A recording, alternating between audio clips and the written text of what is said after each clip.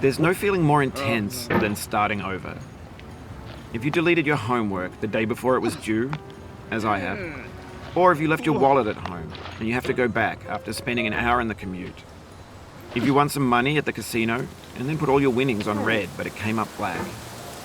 If you got your best shirt dry cleaned before a wedding and then immediately dropped food on it. If you won an argument with a friend and then later discovered that they just returned to their original view. Starting over is harder than starting up. If you're not ready for that, like if you've already had a bad day, then what you're about to go through might be too much. Feel free to go away and come back. I'll be here. Alright, thanks for coming with me. I'll understand if you have to take a break at any point. Just find a safe place to stop and quit the game. And don't worry, I'll save your progress, always. Even your mistakes. This game is a homage to a free game that came out in 2002, titled Sexy Hiking. The author of that game was Jazzuo, a mysterious Czech designer who was known at the time as the father of B games. And B games are rough assemblages of found objects. Designers slap them together very quickly and freely, and they're often too rough and unfriendly to gain much of a following.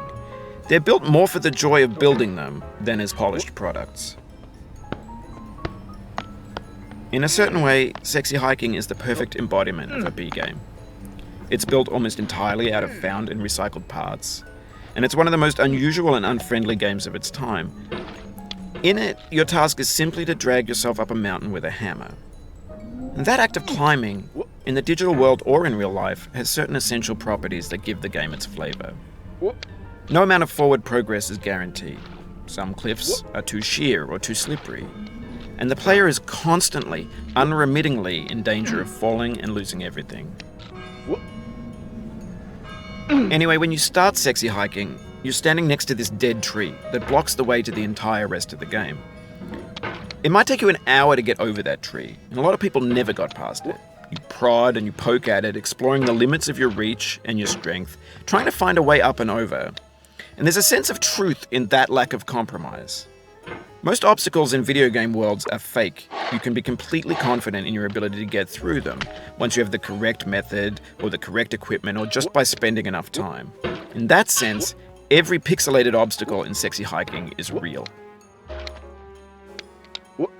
The obstacles in Sexy Hiking are unyielding, and that makes the game uniquely frustrating. But I'm not sure Jazzuo intended to make a frustrating game. The frustration is just essential to the act of climbing, and it's authentic to the process of building a game about climbing. A funny thing happened to me as I was building this mountain.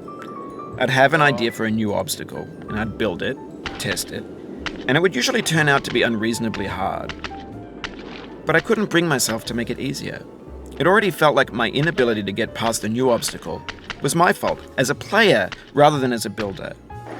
Imaginary mountains build themselves from our efforts to climb them, and it's our repeated attempts to reach the summit that turns those mountains into something real.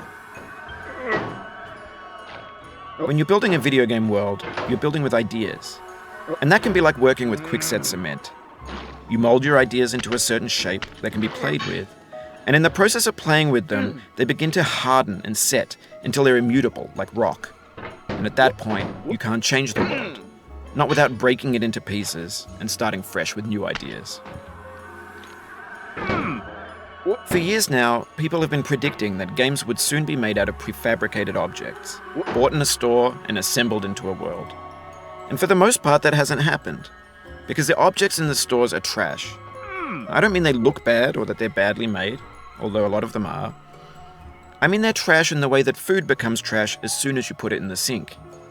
Things are made to be consumed and used in a certain context, and once the moment is gone, they transform into garbage. In the context of technology, those moments pass by in seconds. Over time, we've poured more and more refuse into this vast digital landfill that we call the internet. It now vastly outnumbers and outweighs the things that are fresh and untainted and unused. When everything around us is cultural trash, trash becomes the new medium, the lingua franca of the digital age.